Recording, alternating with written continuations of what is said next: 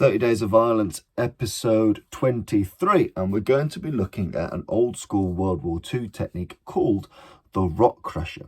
And the rock crusher works a bit like this. It's essentially a hard central palm heel to the solar plexus area, into the sternum area. And again, when we're looking about hitting people with their palm, bear in mind that most of the palm is just a bit of leather over some chicken bones. We want to be hitting people with the hard central portion of the palm, cracking straight into that sternum.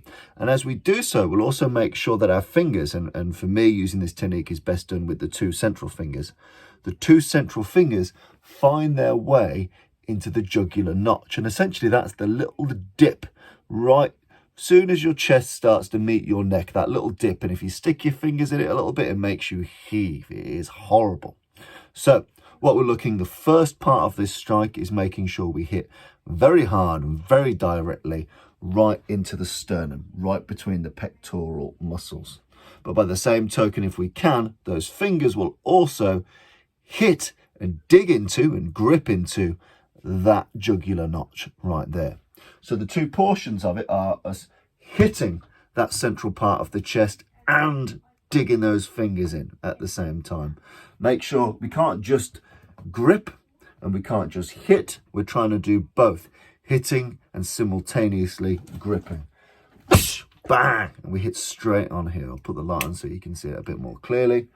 We hit right in the center of the chest, and these middle fingers here, these middle two fingers, they are gripping a big chunk of that. And that just creates a visceral reaction. Why do we want a visceral reaction? Because if we have a visceral reaction, i.e. our throat or our eyes, our hands tend to come up to move that trauma away. We don't want that trauma there. It's the same way that when people tend to grab your throat, the instinctive reaction is to pull that hand away. It's a visceral reaction. If someone's clawing at your eyes, you try and pull those hands away. So with the rock crusher, we want that damaging shot right to the sternum. We want to cause that damage because it's a big nerve cluster, that solar plexus. The reason why it's called a solar plexus is because the nerves look like the sun. There is a lot of nerves there. They all spread out, lots of tendrils of those nerves, and we're cracking it right in the middle. Bam! You know, all the principles that make any good shot. Weight drop, drive into that shot. So as we're hitting with the hard central part, and we're gripping and striking into the throat with this, we've essentially got a pretty decent lower level of force shot. Would I apply this in a life or death situation?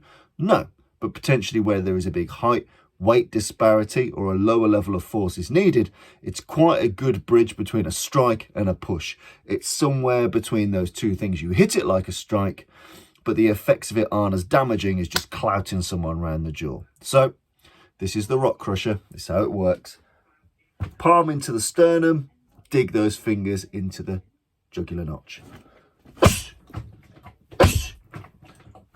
And just so you can see it from up here, I'm dropping my weight, hitting with the palm, more specifically this hard knuckle of the palm, the small hard bit, and then latching on, getting a decent grip onto that.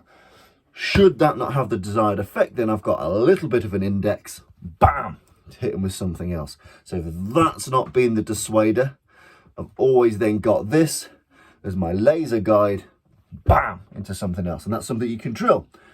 One time it works and it does the job and I can get gone. Other time it's not dissuaded and I can finish him off. Bam, bam. It works. It doesn't have the effect. We're going to finish it off. And that is the rock crusher. Enjoy.